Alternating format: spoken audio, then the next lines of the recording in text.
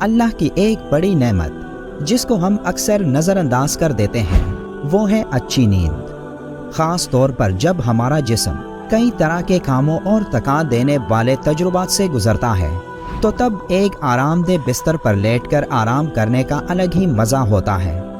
نیند ہمارے جسم کے لیے انتہائی ضروری ہے کیونکہ ہمارے جسم کو آرام کی ضرورت ہوتی ہے اور ہمارے جسم میں کچھ عمل ایسے ہوتے ہیں جو صرف تب ہی کام کرتے ہیں جب ہم سو جاتے ہیں۔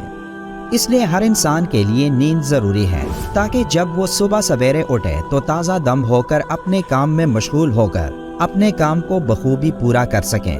لیکن بدقسمتی سے ہم میں سے اکثر ایسے اوقات میں سوتے ہیں جن اوقات میں ہمیں سونا نہیں چاہیے، اور ان اوقات میں ایک اہم وقت فجر کی نماز کے بعد سونا ہے۔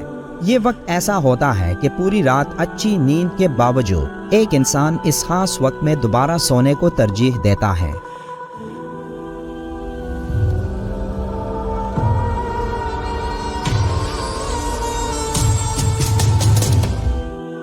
حضرت علی رضی اللہ تعالیٰ عنہ کی روایت ہے، زمین کی سطح پر کیے جانے والے 3 کاموں کی وجہ سے زمین اپنی تکلیف کا اظہار کرتی ہے۔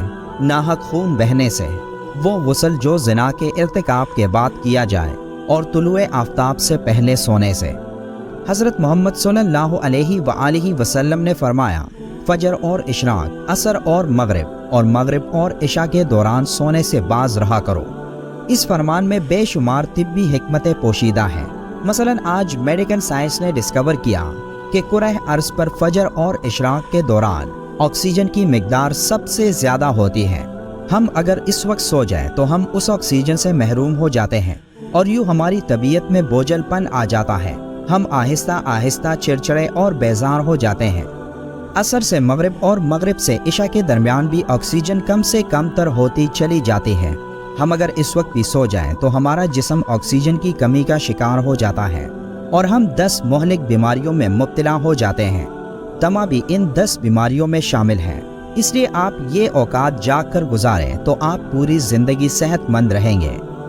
حضرت عائشہ رضی اللہ تعالیٰ عنہ کی مشہور روایت ہے، پھر جب مؤذن فجر کی اذان دے کر خاموش ہو جاتا اور فجر طلوع ہو جاتی، یعنی صبح کی روشنی پھیلنے لگتی، تو آپ صلی اللہ علیہ وآلہ وسلم کھڑے ہوتے اور 2 رکعتیں ہلکی یعنی فجر کی سنتیں پڑھتے اور اس کے بعد اپنی داہنی کروٹ پر لیٹ جاتے تھے، یہاں تک کہ مؤذن اقامت کہنے کی اجازت حاصل کرنے کے لیے آپ صلی اللہ علیہ وآلہ وسلم کے پاس آتا تو آپ نماز کے لیے مسجد تشریف لے جاتے ہیں۔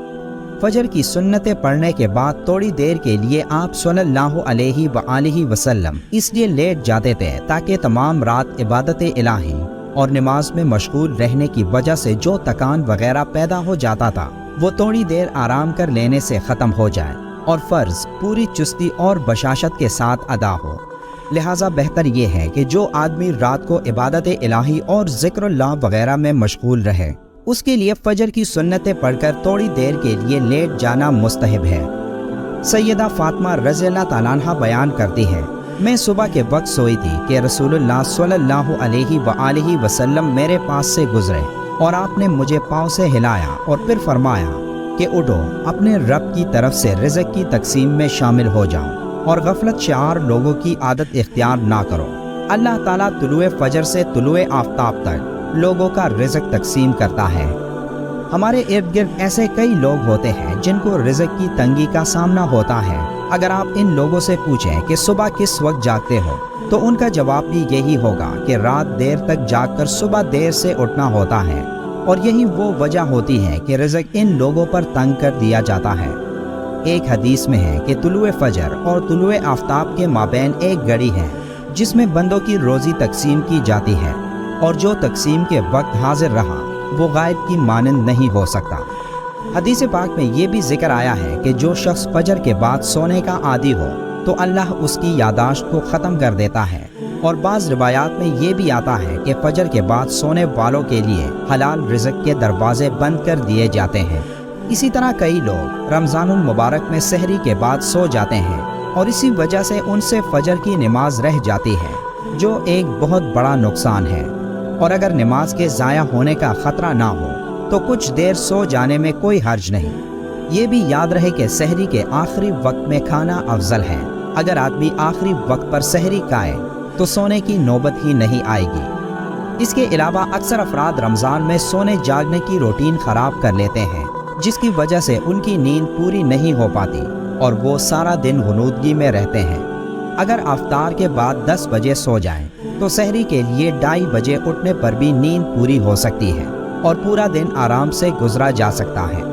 روزہ ہمارے جسم کے لیے ایک قدرتی سسٹم ہے جس کے دوران جسم میں فائدہ مند خلیات بن رہے ہوتے ہیں اور خطرناک بیکٹیریا اور مائکروبز وغیرہ جسم سے باہر نکل رہے ہوتے ہیں۔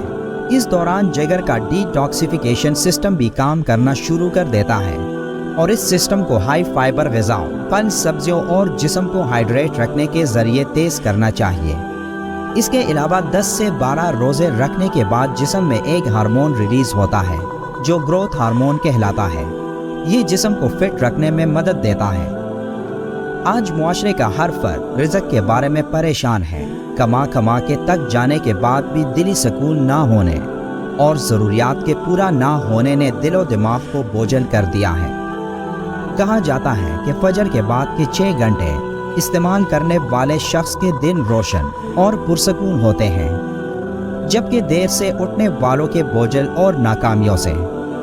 فجر کے بعد کے 6 گھنٹوں کی مثال ہماری نوجوانی کی ہے۔